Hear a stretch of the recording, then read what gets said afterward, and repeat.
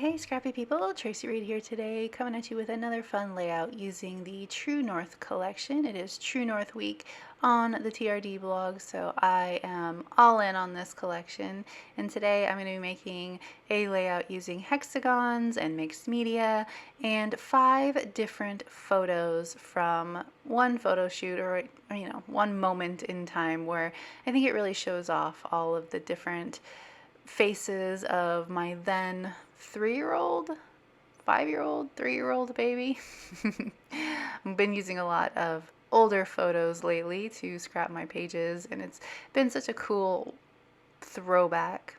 This paper is from the True North collection, but then I have a bunch of cardstock. You can see I accidentally cut my cardstock a little too short and I've glued it back together. It's not going to be a huge deal. I am going to cover up the majority of that cut, and then I'll put some mixed media over it later and you won't hardly see it.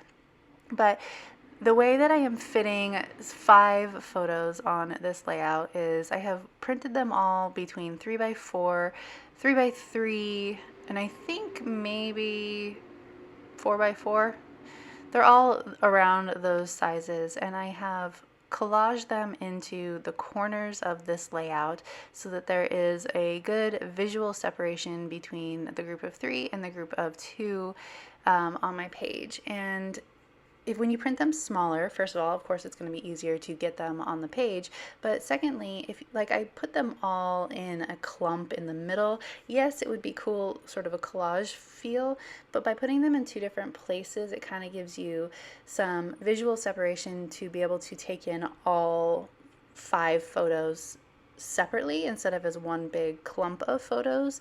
So I decided to do that and go ahead and separate them visually on the page. It also gives me 2 anchor points on the page to start building my layout.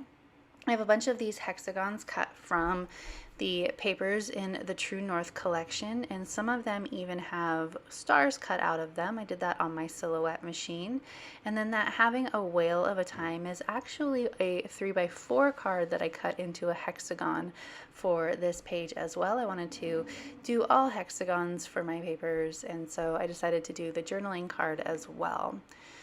So I'm kind of not struggling, but just trying to make sure that everything, like you can see those 3 hexagons down there in the bottom, they don't quite align perfectly. And if they were just hanging out like that on my page, that would really bother me. But I know that I'm going to be putting something over the top of that blank space between the photo and the hexagons, so you won't really be able to tell that that the spacing is awkward down the line. But anywhere where you're going to be able to see the parallel lines on the hexagons, I'm making sure that they line up and that there is no awkward spacing. So you can see I lined up the journaling card hexagon at the middle corner of that red paper, but in the inside right there, it's not lined up. So I'm actually going to take this striped paper, and I'm going to fix that by doing this and then moving everything over a little bit, and I think that will work a little bit better. Perfect. Just want to make sure that there's no awkward joins on this page. Gonna add some up here as well.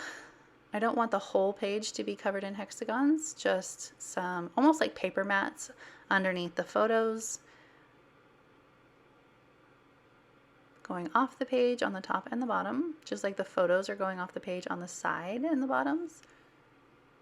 I just really love this sort of offbeat kind of composition. I do a lot of straight lines, a lot of paper strip based layouts, so I love having the different shapes and the sort of wonky composition here for this page. And I think it really works for the kid too, because the whole point of the page is about how he is just goofy, all the mini faces of him.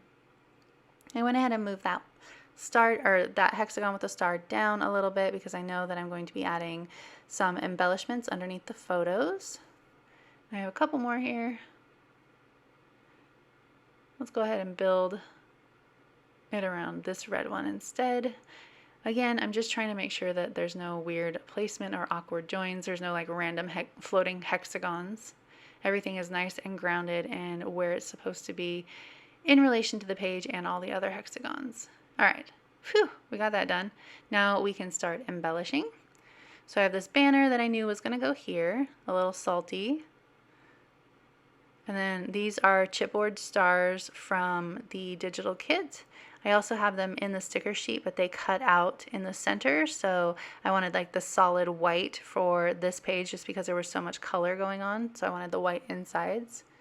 This is from the digital kit as well, and that tag is from the sticker sheet.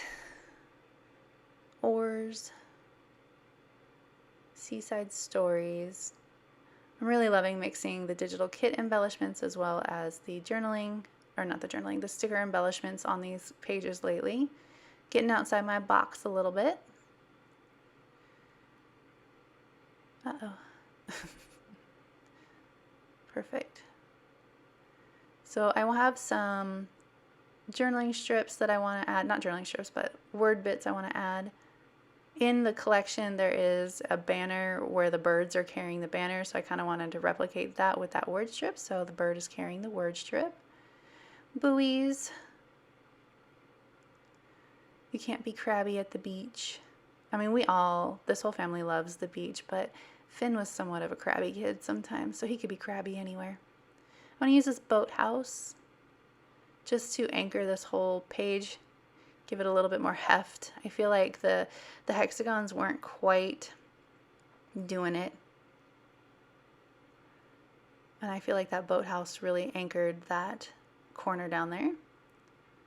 Moved everything over down there so there was no awkward spaces. Again, trapped white space is what we call it. So cute. So let's talk about how I lived on the edge.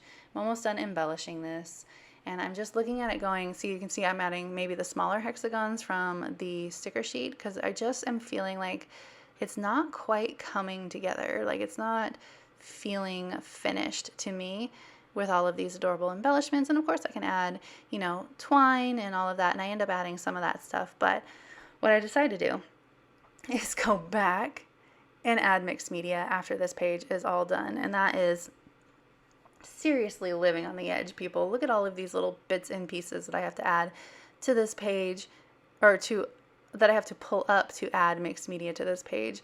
It's going to be wild, but actually it comes out really well. So one of the things that I was having a problem with was that light, or that really bright blue of Finn's sweatshirt wasn't clashing, but I felt like it wasn't well represented with the colors of the collection. So the first thing I'm going to do is I'm going to add some whitewash. I just watered down some white paint, and I'm just adding it underneath everything. I decided that I can't wipe it up because it just makes it too see-through, so I'm just pulling everything up and making sure it stays floating away from the page while I add the paint. Living on the edge, people. I'm going to add all of this whitewash, and then I'll add some white splatters as well. And that's when I decide to add in blue too. So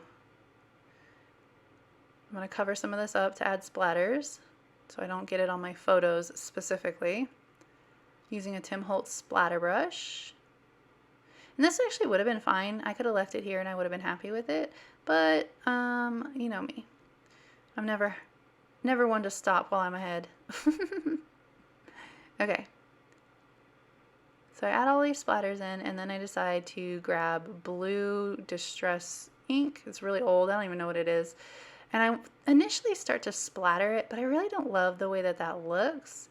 So I start to wipe it off a little bit, and instead I'm going to end up using the splatter brush as a paintbrush, and I think it kind of starts coming together really cool. So everything is still really wet and really blendable together. Everything is like water soluble. So I start adding these wonky sort of stripes, not stripes, but like swashes like this. And then when I start wiping it down to like dry it off, it blends with the white really well and adds sort of a color wash of the blue.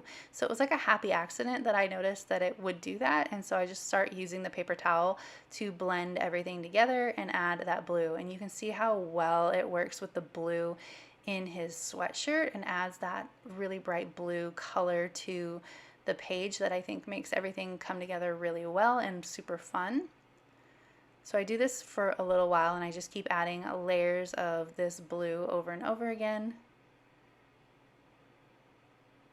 And then once I am happy with the way that it looks, I decide to go ahead and add in a little bit more whitewash and splatters on this page. So I'm just mixing together some more white. If I'd have thought ahead, then I would have remembered, or I would have not dumped the whitewash in the first place, but I never think ahead. So I'm adding just a little bit more just to dull it down just slightly, mix some more water in there, make it a little bit more creamy, so it's not quite so bold. Oh, I just love the way that that came out. And then I'm going to add in some splatters as well. Living on the edge here now. Being real careful. Perfect. Look at it. Okay, so I would not recommend adding mixed media after everything is already said and done, but it came out pretty well, I think. All right, last but not least, I'm going to add some more texture to this page with this red string. I'm going to add a string to the tag. And then I'm also going to wrap some string around that bottom photo, just for fun.